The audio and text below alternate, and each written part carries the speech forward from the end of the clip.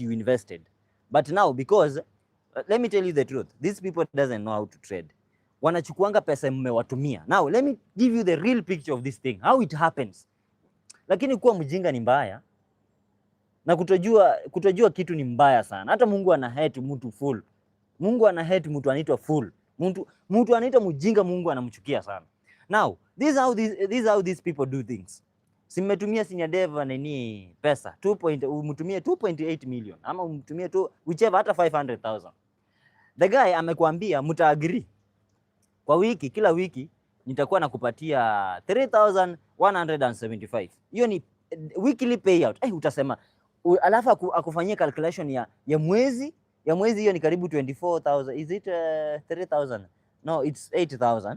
Inakuja 24,000 something. Now upigie hesabu useme nikimpatia 500,000 profit